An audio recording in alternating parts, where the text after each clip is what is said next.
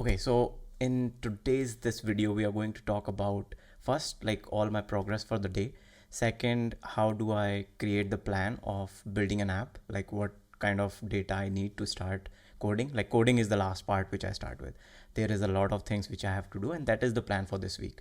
As I discussed in my yesterday's episode, I'm going to build this mobile iOS app, which is a note-taking app, help with AI Whisper and ChatGPT and Claude 3 APIs, which we will decide after the vision is ready and the documentation is ready, basically.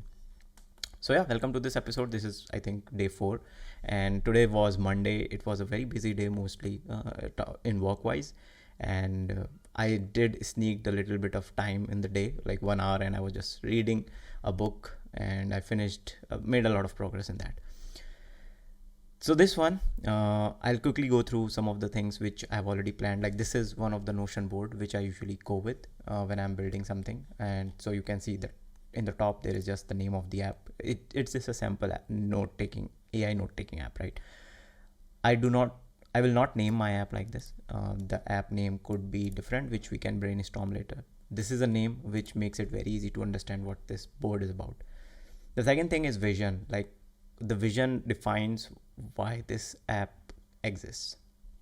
So the vision is for AI notes is to basically make it easy for people to turn their messy thoughts and ideas into clear, actionable notes using AI-powered voice transcription. By simply recording a voice memo, users can have their thoughts automatically transcribed, cleaned up, and structured into usable format like task lists, journal entries, or blog posts, or maybe captions. So this is the vision. The vision keeps us aligned in taking decisions when we have to, in terms of features or in terms of release or in terms of marketing. So this is the one thing which will always keep us grounded and take better decisions. Then there is why. We have defined the vision, but why? Why do we need this app? Then taking notes by typing can be slow and cumbersome, as I discussed yesterday, making it difficult to capture thoughts and ideas in the moment. So AI Note, which is again a sample name right now, aims to solve this problem by leveraging AI to convert spoken words into structured notes quickly and accurately. This allows users to focus on their ideas without worrying about format, grammar, or mistakes. So this is the why of this app, basically. Now, who is also important. We have to define the demographics of who this app is for. This again helps us make better decisions, designing choices, and also feature choices and marketing choices.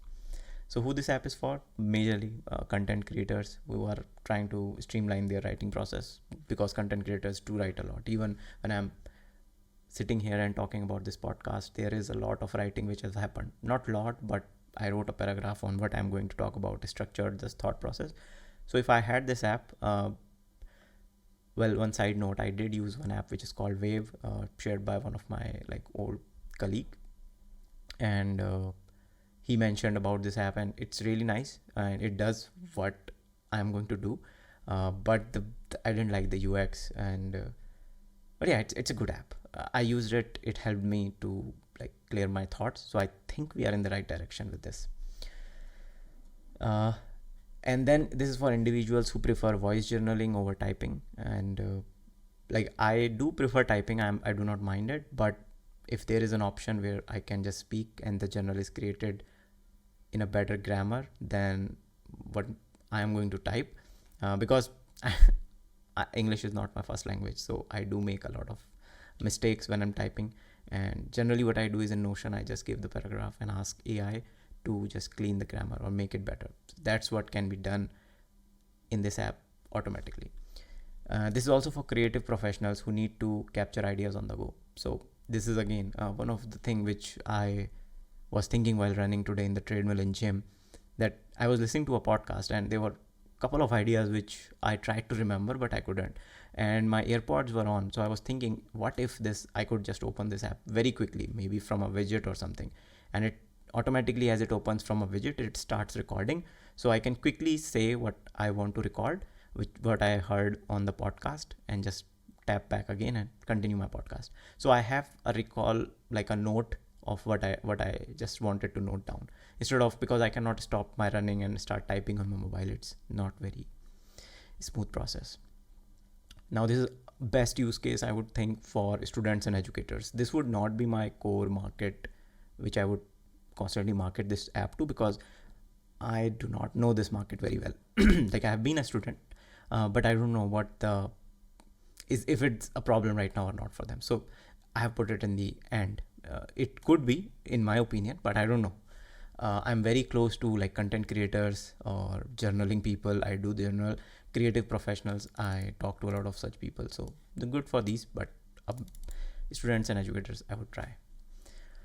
Now, how we are going to go there? These are some of the things which are still pending. So this is a template which I use and which I built like long back for most of my apps. And how we can build this app, strict action points. So here I'm going to break down like technologies, front end, back end, modules, API, whatever is required. Very rough ideas, basically, not going into the details. Then focus would be breaking it down into 2-3 core modules. So those will be our focus, and deciding where we want to put more time on. Focus could be a best UX with animations, right? I don't think I'll do that in the first version. Focus could be like transcription should be 100% correct. It should record like 1 hour.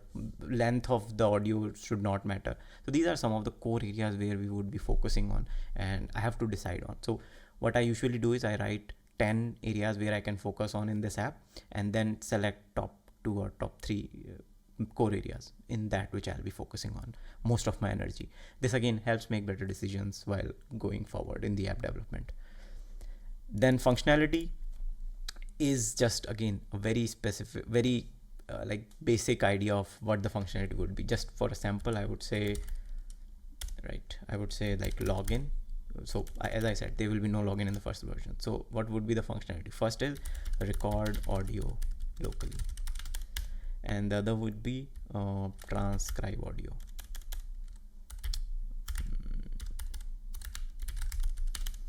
And the third would be deleting notes or editing notes. These are some basics which I would be giving in the first version of the app. In terms of functionality, this is again just a sample. I'll go through it once I have already created the how focus, then I'll be choosing the functionality part. Now the most important part, the competition. This is important because I want to know what other people are already doing. Without working on an app, like without knowing your competitors and working on an app is kind of a suicide, right? They have already done the hard work. They have already spent so much time in the market. They would have received some reviews. They would have perfected their pricing. So this is, again, some people think it is cheating, but this is smart work in my opinion, because you are looking at what already exists, they have made some good decisions already, and you start from where they have left them and move forward. If the market is very crowded, if there are like 100 apps which are already doing this, I would never do this. So even after I'm done with this draft and I see there are 100 competition, I would drop the idea and I'll move on to something else. But right now, in my brief research, I couldn't find much, specifically on iOS. So I'm pretty solid here. Like maybe I will find 4-5 apps. And what I usually do is I just give it a name. I will see, like, list down some features which they are giving, like different features. How many features? Like one app is giving 2 features, another is giving 5 different features. Then how good is the UX UI? So there is a category: the bad, average, good, great. Great would be something like Zomato and Swiggy. I really like their design, and even Cred or Uber. So these are like great designs. Good would be something like Facebook or Instagram. Average would be I haven't used an average. Okay, any IoT app. So if you are using any IoT device and they give you an app, that's mostly they have like average designs. Bad would be, so the app I am currently using, Wave, it's very bad UX UI wise. It's like using very generic structure, just the functionality, nothing else. So that's bad. Then I would define like OS where they are available, because this makes a lot more sense. If one app is already available in all of the platforms, that has a huge team, and then I would be looking at it at more detail, because they have a huge team. They are managing so many platforms, so they already know a lot of things. So this app has more value to provide in terms of as a competitor. Then I would see if they are providing in-app purchase ads and where the ads are coming up. Then what's the price level? Again, this is very helpful when you are deciding. Like, I cannot randomly come up with $2, $3, $5, $10. I would see what these guys are doing, because they know how many people do these transcriptions with these AI APIs, and they cost money. So their pricing would be something where they're getting good margins. So this is for that. Then reviews is, I would just see how the audience are reacting to their apps based on all the metrics. So if the app is like 3.8, then I'll go through the reviews and see what is the main problem. Is the app crashing? Then I'm good. Like, I'll make sure my app doesn't crash much. If it's like you can't click on buttons, very bad UX, then I'll see I spend more time on designing. So I'll see where the pain point is, why people are rating them low, if the pricing is high. So reviews are like gold mine. If you want to build something new, check out the reviews. Then I would see downloads. Like downloads just give me basic of how much of people, what's the TAM, like total addressable market, right?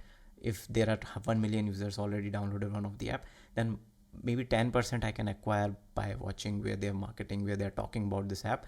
I can go and talk about my app. Hey, you're using this, I'm giving it maybe at less cheaper, or maybe with 2 more features.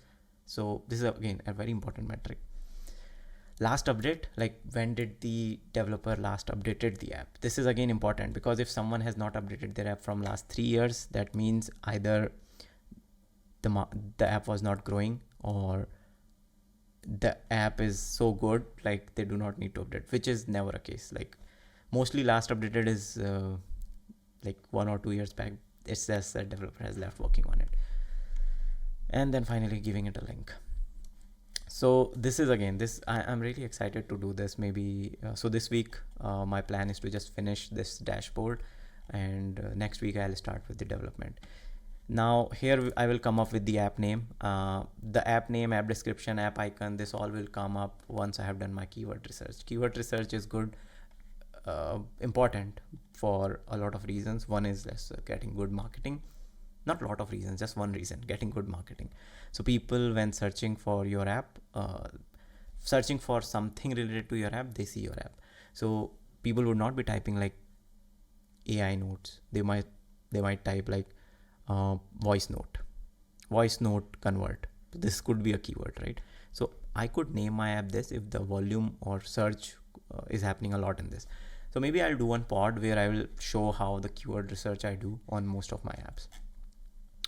So yeah, this is about the progress I've made today after my work.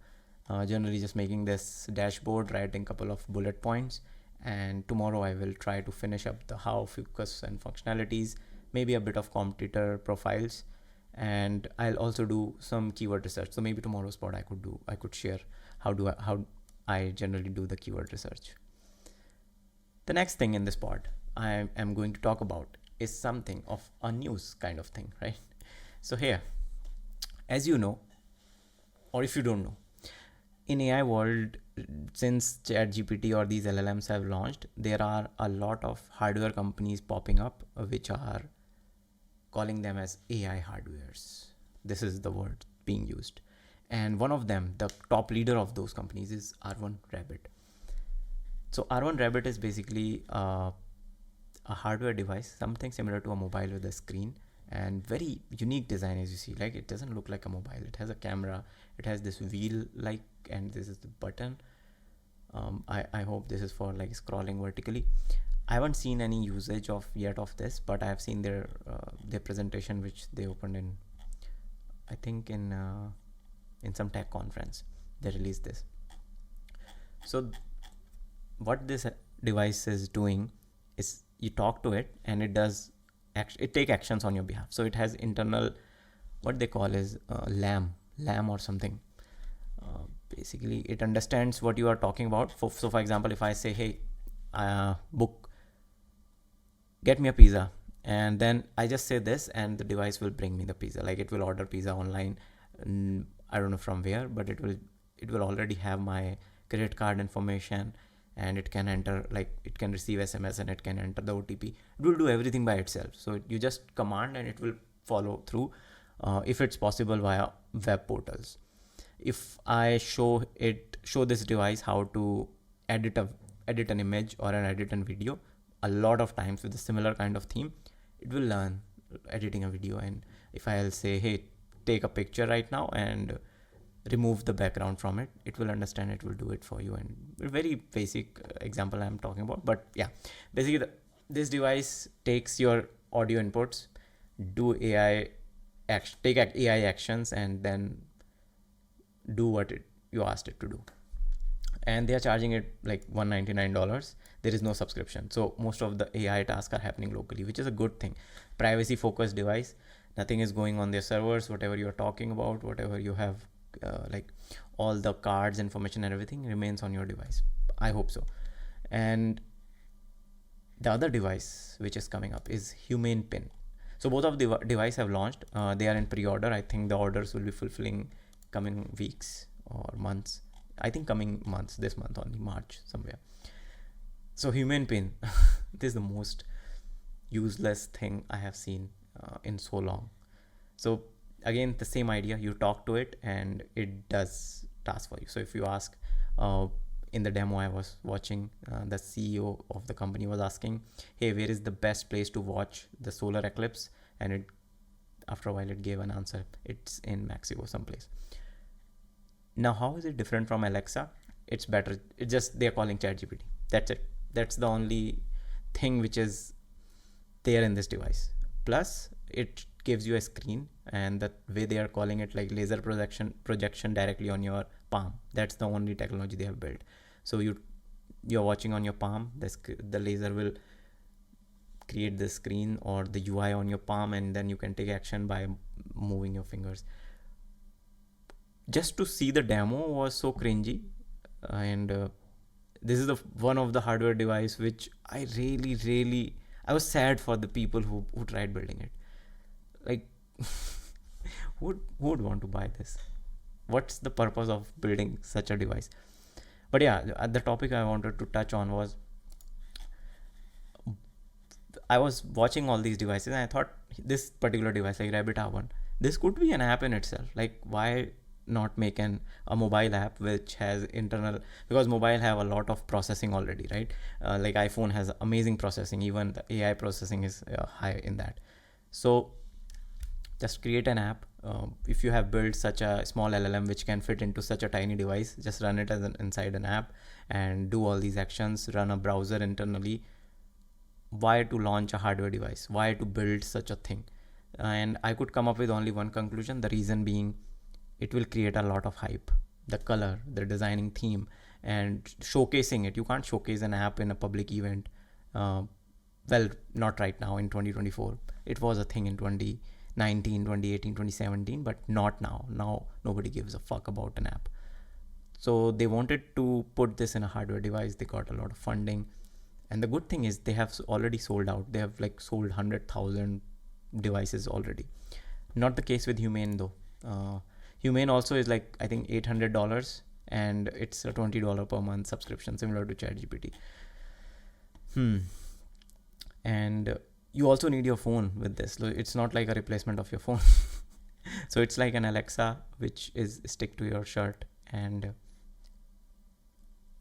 in my opinion, audio queries never work.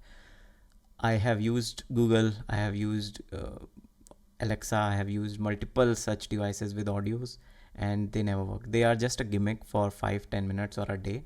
After that, nobody uses. Like I have 2 Apple HomePods. One I got as a gift on my marriage, and one I bought myself. It's a really good speaker. Yeah, the sound quality is good, but Siri sucks, Alexa sucks, and OK Google sucks. I would never call and think they would do something for me. Even calling, like if I can do something with my tap, or let's say Vision OS, like I can see and tap, this is the kind of input we want to give to a computer. So on that terms, I was watching this, like Ray-Ban. Meta has released this Ray-Ban. They have their own Meta AI in it. Now this I think is much better than these devices, because first of all, it's not anything new which you have to get accustomed to. It's a glass which you are already wearing, and then there there is a display in that, so you can see augmented text on your glasses. It can take pictures, so it can take pictures without you doing anything, which technically Human Pin can also do.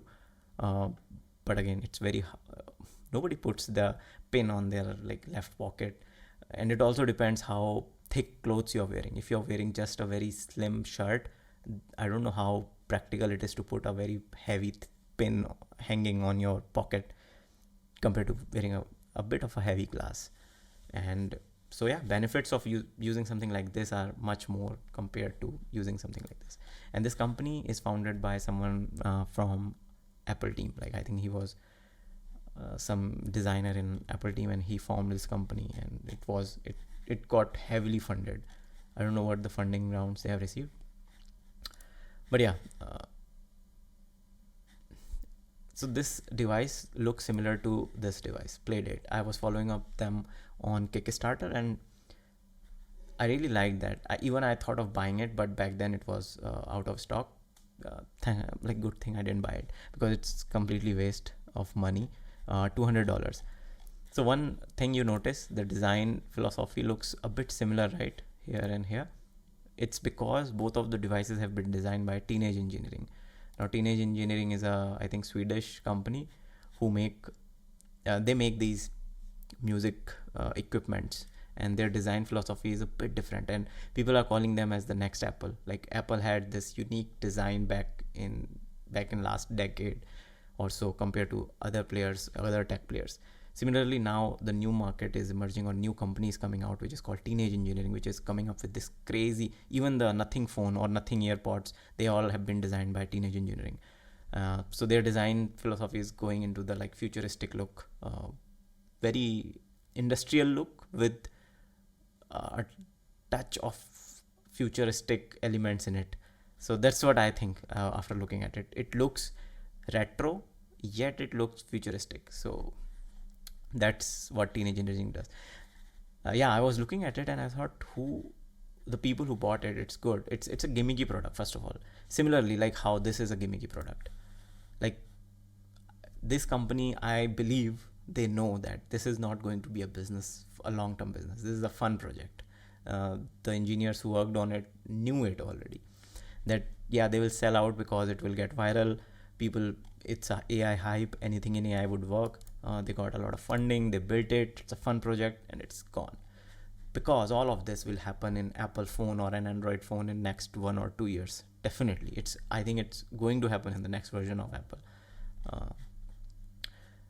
And this Human, let's not talk about it, because this is a dead product. Nobody's going to buy it. Now, even for the gaming company, right? This is a gaming company who built this gaming console.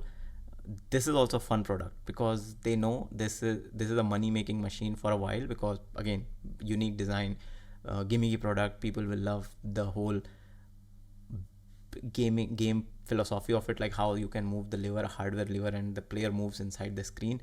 So if 1,000 people buy it, maybe 10 people get addicted playing these games, but 990 people would just buy it for the fun of it. Similarly, the company built it for the fun of it. It's not like Nintendo Switch. These companies build their products with the full 100% philosophy of making it a big, huge business which runs for decades. That's what Nintendo has been doing for multiple years now. So they have launched even Nintendo Switch. This was launched, I think it's been 4 years now, and they haven't released the version 2. So it's using so old processing unit. Still, it's sold out most of the time. And they launched then a cheaper version, Nintendo Switch Lite. I think they released this OLED model which only has an OLED screen. And they keep selling the games, because games are so addictive. The whole business is on selling games. Not the case with Playdate. So Playdate, I think there is a $2 game which comes, and no developer would be interested in making games for such a device. Now I am rambling on all of this is because I just want to talk about this R1 Rabit. So if anyone who is thinking of buying this device, like I'm interested in buying and just watching it, just looking at it, like, because it looks cute. It's only $200, and I really doubt it will do all of the things which they have mentioned in their presentation. And I hope this kind of apps come faster on iOS devices. So coming up, like moving out of this, there is another thing which is happening is micro LLMs which are coming up, right? Let's show me micro LLMs.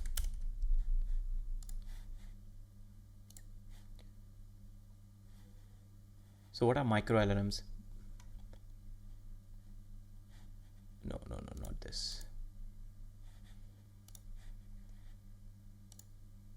Yeah, so micro LLMs are basically the LLM, because LLM needs a lot of graphic units, like it needs a huge graphic processor, a GPU to run something like a GPT-4, GPT-3 or Mistral. These needs huge GPU powers. But now these folks are happening with like Llama 2C micro LLM, this one. What these people are doing, they are compressing it more. So the output would not be a huge quality, but you can run the whole LLM in your iPhone. Even I can pack it up in an app and give it to you. So whatever you are talking, it happens on your phone offline. I already have something like that on my Mac, which is called Ollama. So the Ollama runs on my Mac. So if I want to share something very sensitive information, like I want to talk about my finances, I do not want to talk to GPT because I don't know if all my information is going to GPT server and they might use it to train the next batch, and it's a security risk. Just for a personal person like me, think about like a huge companies. The huge companies are already investing a lot of money on hosting these LLMs on their own servers, so the data or the people who are talking to these LLMs doesn't move out of their walls. It all happens inside the walls of the company. So yeah, this is the rise of micro LLM, something similar what Rabit R1 has done, and I'm super excited to see this future when I can run a whole Chat GPT 4 or maybe a version 5 like quality or Claude 3 like quality directly on my iPhone. So yeah, these are the things I just wanted to talk about in today's episode, and thank you so much for listening. I'll see you tomorrow with more updates on what's happening on my product. Bye bye.